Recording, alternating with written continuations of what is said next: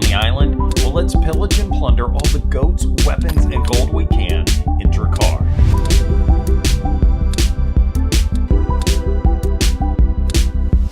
Welcome back to the Board Game Closet. My name's Jimmy, and today we're doing a Kickstarter preview of a card game called Drakkar.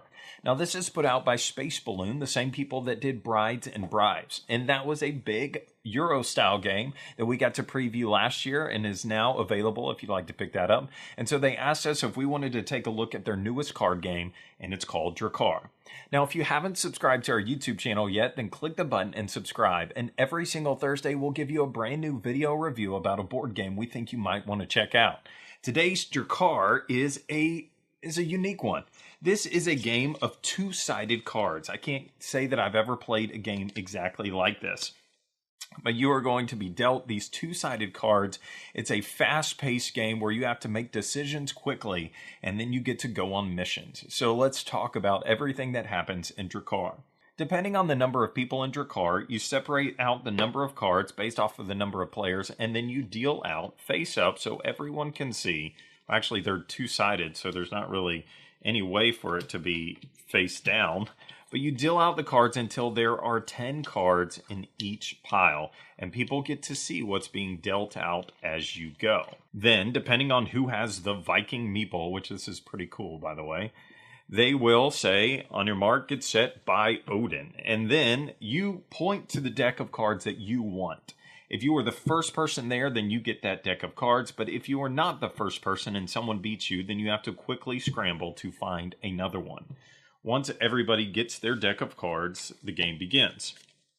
You start to look through your cards, which will prove to be interesting because you have to go through them once and then go through them again when you flip the cards around. Once you have your deck of cards, you get to make a decision. You get to go through your cards and pick one that you want to play.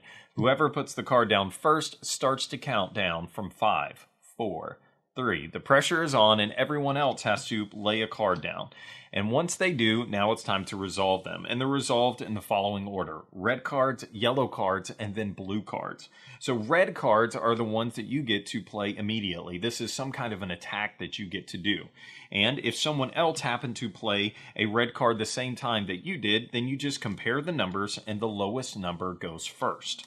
Red cards can be anything like take a goat from someone else, or it could be take a card from someone else, maybe a yellow card, things like that. Yellow cards mostly have to do with the boats that you are going to be building, the Nars or the Drakkars, the name of the game, and or it has to do with Vikings that you're going to be playing out. And so Vikings come out onto the table. Or I think there's also barrels of beer that you're going to be getting. Sorry, I've got to look through all of these and see. Yes, I forgot. Yes, so you also have barrels of beer that you could get. And so that's what the yellow cards are. And then the blue cards are attack cards where you'll be doing something to an opponent. And so you lay those cards down and then you go attacking someone else. And that's it. After the 3 cards are resolved, or however many cards depending on that round, those cards are discarded, and then you go again.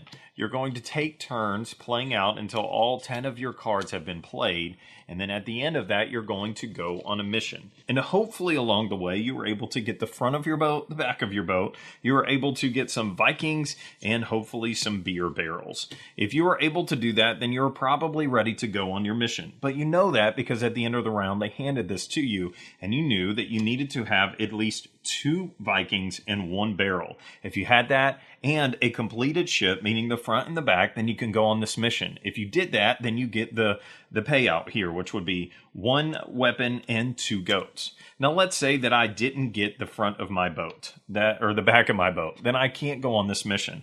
Instead, I will turn my card over, which lets everybody at the table know that now I'm ready and available, willing to team up to help them. Because let's say that I had a friend that needed one of these Viking cards because they didn't have one. Well, then I could say, if you give me part of your spoils, then you can have my Viking. Or maybe they needed my barrel, and I could offer that as well. They go on their mission, the spoils are divided however that person sees fit, and maybe I get some gold, or maybe I get a goat, whatever it might be that I get to split. And that's how that works.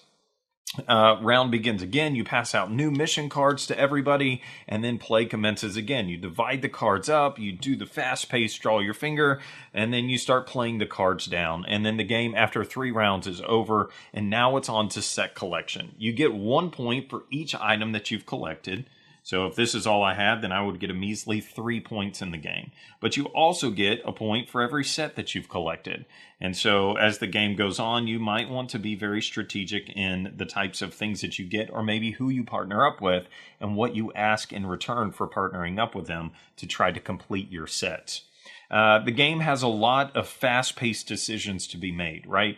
Because, number one, your cards are two-sided. So you are trying to figure out what card you want to play based off of maybe the mission that you need to go on, the Vikings that you need to put out onto your boat. And then things can happen during each one of those rounds that can mess that up, because people could play raid cards where they come over and they take items from you. Or maybe they come over and they kill off one of your Vikings that you needed to go on the mission with. And so that can be very frustrating to you, especially in a fast-paced game. I like the 2-carded side thing. I think that that's very unique and interesting. It just creates a lot of flipping back and forth in a game. And you're like, I know that I saw that back of the ship somewhere, and where was it? And then you flip your cards. But it is really interesting. The way that the cards play out, red, yellow, blue, is also interesting, because you might want to play a red card to get out in front of everybody. But if someone just happened to play a lower red card than you, then that could mess up your plans already. So that's pretty interesting.